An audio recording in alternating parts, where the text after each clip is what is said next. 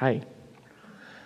My question is about the role that animals play with us, cats specifically.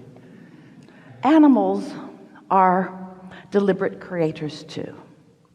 They are less specific in the new pieces that they're wanting to pick up along their physical trail. A lot of their intentionality was in place when they came. Before we can clearly answer your question, we have to tell you something very briefly. This life experience, this creative process, is 3 steps: asking, and then answering, and then receiving or allowing. So your life causes you to do much more specific asking than life causes of your cat. You ask with much more detail.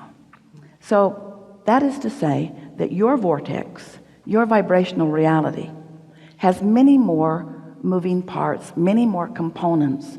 It's a much more active experience.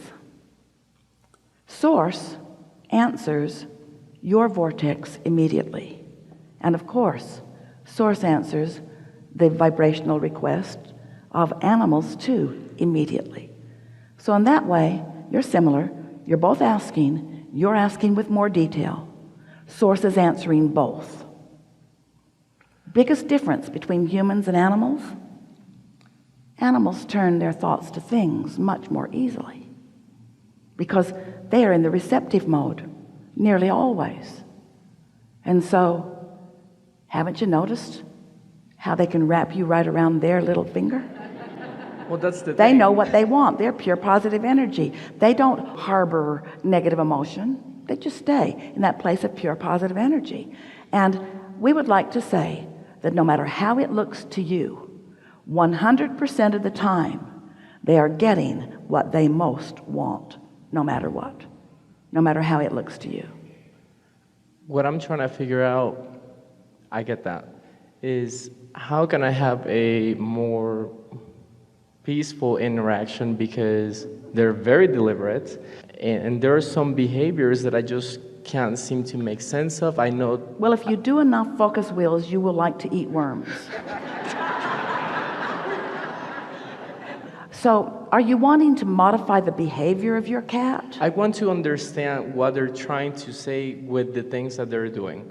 So if they Mostly, I'm happy, I'll get what I want, don't fuss over me, play with me when I want to play, otherwise get lost.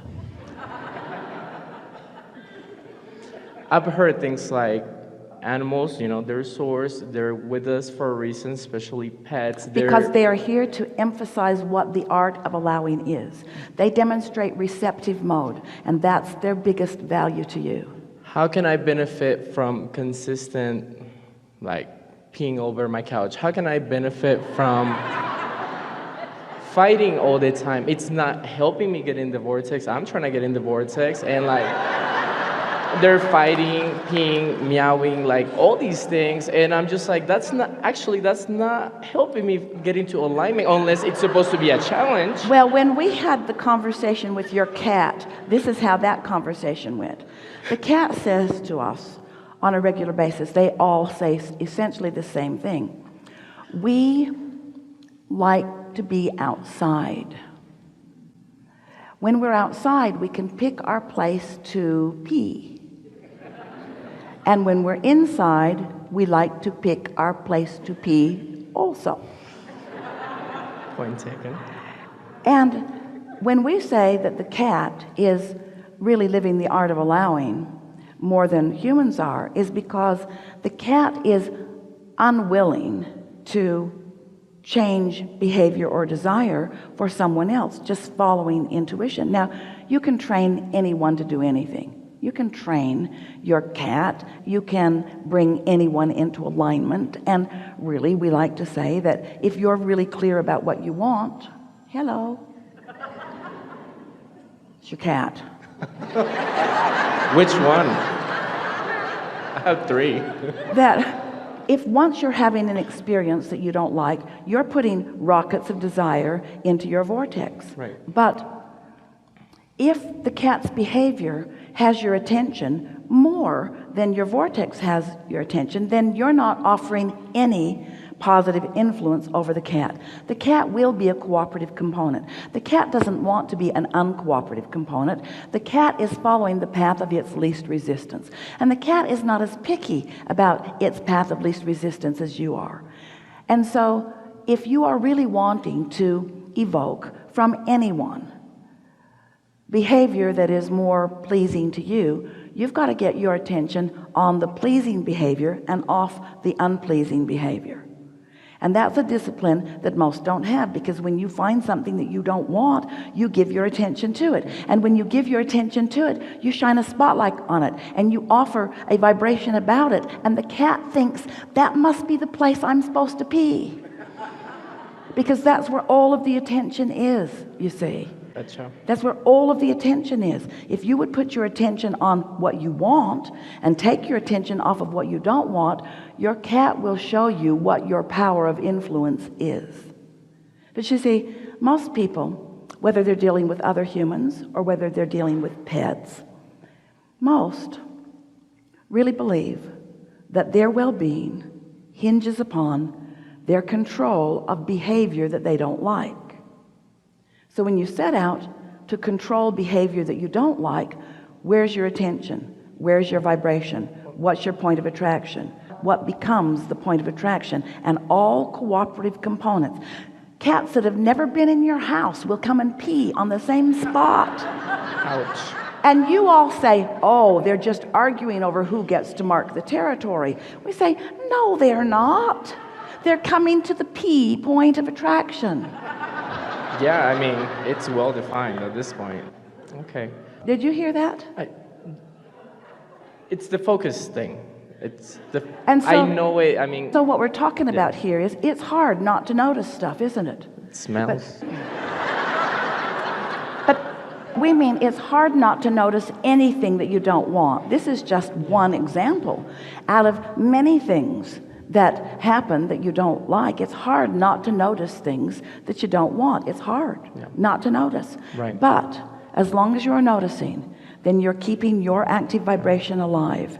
And even more, you are separating yourself vibrationally from what you really prefer by giving your attention to what is.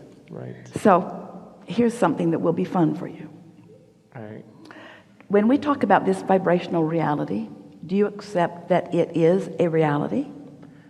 Yes. Even though you can't see it or hear it or smell it or taste, well, we could leave the smell part out. Even though you can't see it or hear it, or so there is a vibrational reality. You accept that. Where my house smells good all the time. Yes. And my couch is dry. But you're talking about something other than the vibrational reality. You're talking about what is. You're talking about what has manifested. You're talking about old news. Anything that's happening right now is old news, because the vibration flowed a long time ago. Right. And it took time for it to manifest into something that is tangible.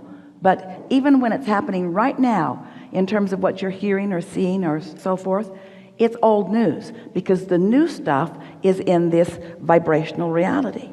So if you could just for a little while, we know it's not easy, especially under extreme conditions, if you could notice less of what is and talk more about what you desire on that subject and all others, you will become every day more a vibrational match to your own preferences. Okay. And anything that does not match that preference will vibrate out of your experience.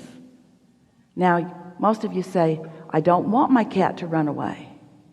I don't want my cat to vibrate out of my experience. And we say, the behavior could vibrate out of your experience. So we said to you that the cat's inclination is different than your desire. Have you ever been in a relationship with someone who wanted to do things differently than you do? And so is it always a compromise where one of you gives in? Okay, cat, you can pee on the couch. Or I'm bigger than you are. No, you cannot. And the cat says, try and stop me. And that's what you are all sort of saying to each other. When you try to exercise control over the action over the manifested part of your reality, you have very little influence, very little power, because when you're looking at the problem, you are disconnected from the power, and when you're disconnected from the power, you have very little influence, so you're not clear. Does that make sense to you? That's why problem solving doesn't work. You got to be solution looking, not problem solving, because the vibration of a problem and the vibration of a solution are very different frequencies. And so you got to find some way to get into the vision of what you want, so much that it distracts you from what's going on. So when we say don't think about that, that's not fair, because you're thinking about that thing you don't want to think about. And law of attraction is helping you think about that thing that you don't want to think about. So you have to think about something else. You have to get off the subject of that. I'll think about the other two that actually. Do you believe that you have put into your vortex what you want relative to this? Absolutely. Do you believe that you talk about what you want relative to this more? Or do you believe that you talk about what you've got more? I've been talking about what I got more. And you know how you know that? Because you got it. Indeed. Because you're turning those thoughts to things. All of your thoughts are turning to things. All of your thoughts are turning to things. All of your thoughts are turning to things. The thoughts that you think, the thoughts that you practice, the vibration that you hold, they turn to things. That's why people can live in the same city and live very different lives. That's why people can walk down the same street and have very different experiences, or even see very different things. Your point of attraction is uniquely your own, and you've got to foster it. There's no exclusion in this attraction-based universe. It's all about inclusion. So when you look at what you want, you include it in your vibration. When you look at what you don't want, you include it in your vibration. And we know it makes you sometimes want to pull your hair out, and theirs too, because sometimes you're seeing things that you don't want to see, and you want to take swift action in order to stop it from being. But it never, ever, ever, ever, ever, ever, ever, ever, this is going to take a while, ever, ever works. It never works. It never works. So would that be kind of like part of their mission, intention, or purpose in being with me, that because of all that, it's helping me have a clearer focus into what I Abraham, do is want? my cat my soulmate? And before we were born, did my cat promise me that he would pee on my couch? Is that what we did, really? And that would teach me to look at what I want, pretty much. Thank you.